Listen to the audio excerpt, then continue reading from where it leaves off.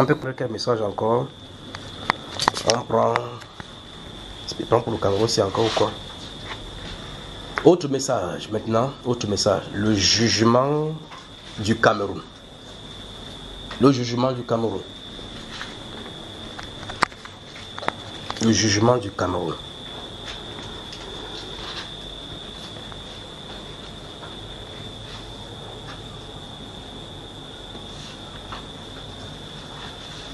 On y va. Les membres du gouvernement, magistrats, policiers, forces de l'ordre en général, votre jour arrive. Dieu vous juge. Il dit ceci, je ne parle pas du monde entier, il parle du Cameroun de façon spécifique. Parce qu'on dit comme ça, quelqu'un dit, à cause de ce que j'ai vu, quelqu'un va dire que non, ce n'est pas seulement au Cameroun qu'on peut dire telle chose. Dieu traite les nations avec les nations, il traite chacun avec, chacun connaît son jour devant lui. Pour le cas d'Abraham, il avait dit à Abraham dans le livre de Genèse 15 que l'iniquité des Amoriens n'est pas encore arrivée à son corps. Donc les Amoriens pour eux arrive. Le moment est arrivé dans 1 Samuel, il a dit à Saül que je me souviens d'Amalek. Il dit qu'il se souvient. Quand Israël passait là-bas, il a dit qui veut lui montrer, va, traite-les. Donc quand le moment arrive, il traite. Je vais vous décrire la façon dont la chose se passe. J'ai vu la main s'apaisantir sur les magistrats, les policiers, les membres du gouvernement du Cameroun, au point où mon cœur était brisé de douleur. Et le Saint-Esprit a reprécisé cette parole. Sachez que la Bible n'est pas faite pour les chrétiens seulement, mais afin que l'homme le craigne. Pendant que ça se passait, ça se produisait, que le Saint-Esprit parlait, il y avait des policiers là-bas. Vous savez, pendant qu'il était en train de prêcher, quand le Saint-Esprit parlait, les policiers étaient là en réalité. Pendant qu'ils se tournaient, parlaient aux policiers. Les policiers, je voyais comment, c'est écrit là, les foules qui étaient de ce côté étaient en train de rire. Parce que c'est comme s'ils remarquaient pas, comme on disait la vérité des policiers. Et en temps, cette vérité-là énervait les policiers qui étaient là en tenue. Donc ils ont déposé qu'ils faisaient, ils fonçaient maintenant pour m'arrêter comme c'était moi, alors que c'est le Saint-Esprit qui était à côté en train de le faire. Mais ils entendaient ma voix.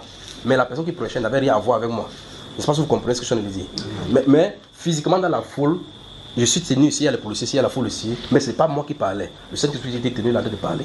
Mais ils entendaient ma voix. C'est fait qu'ils s'adressent. C'est pour ça qu'ils me disent quand on vous arrête, c'est pas le Saint-Esprit qu'on arrête. On te fouette, c'est pas lui qu'on fouette. Mais on dit que l'évangile a été prêché par le Saint. Oh. Quand il entend, c'est la voix de qui qu'on a entendu? Ta voix. Si tu dis que c'est le Saint-Esprit, dis que c'est le Saint-Esprit, on te gifle comme ça ta bouche, tu vas voir ce qu'il en est. Et puis je suis là, ce qu'il est en train d'annoncer, j'entends, ça me brise le cœur. Comment tu vas juger un peuple comme ça? Et puis le Saint-Esprit dit, la Bible a été donnée aux hommes, pas seulement aux chrétiens. Vous voyez cela? Afin que l'homme en lisant craigne Dieu.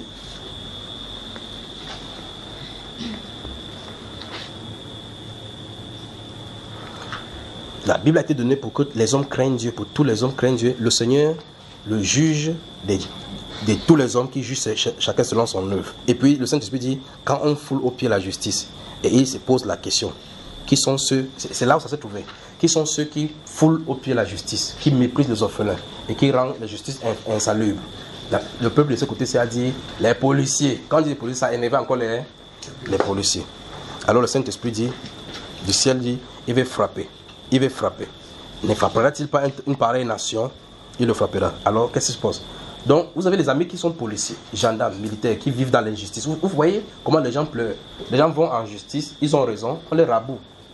Vous avez, avec un procès en justice, il faut que vous monnayez. Comme celui-là vient de dire, on te rafle. Normalement, si tu présentes ta carte d'identité, on doit te garder. Parce que quand tu marches sans la carte d'identité dans la nuit, normalement, on doit te garder. Parce que soit tu es en danger, soit tu es en danger. Le code pénal dit clairement que toute personne qui est raflée, qui ne peut pas justifier d'un domicile, doit être gardée à vue. Pas vrai? Pour que l'enquête préliminaire soit constatée. Vous devez justifier d'un domicile. Sinon, on va te prendre pour vagabondage nocturne. Vous suivez, frère? Ok.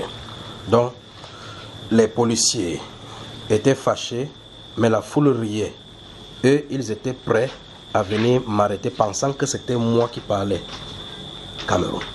Donc le Saint-Esprit se tenait là, il tenait de parler. Il parlait, j'entendais, pendant qu'il parlait, mon cœur sentait cela, parce qu'il voyait ce qu'il en voulait faire au milieu d'eux. Donc le moment viendra sur le pays où les policiers vont vivre de leur salaire, où les magistrats vont vivre de leur salaire, où vous allez rendre justice, quelqu'un va rendre justice droitement.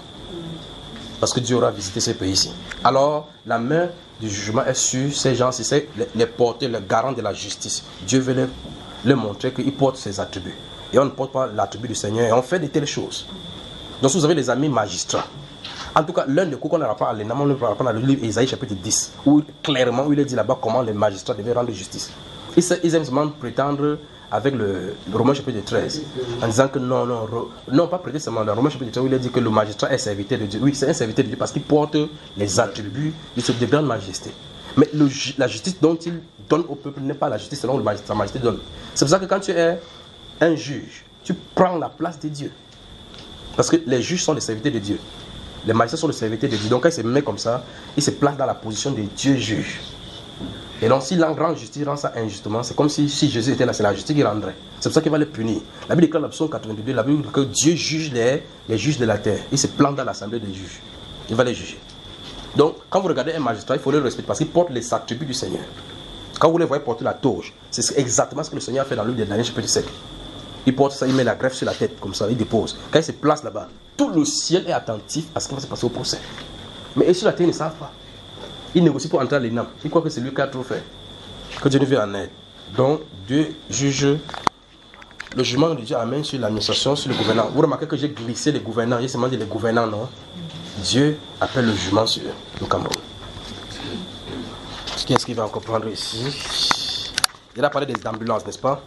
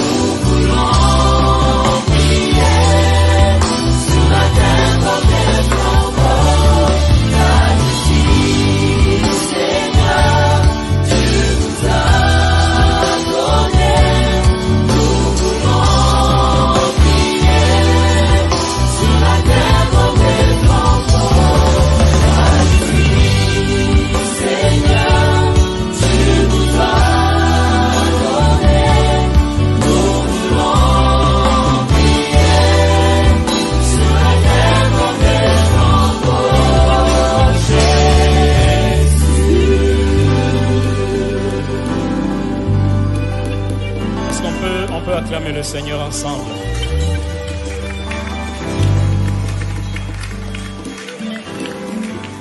Alléluia. Est-ce qu'on peut l'acclamer comme celui qui est assis sur son trône? On peut acclamer le Seigneur comme celui assis sur son trône. Alléluia.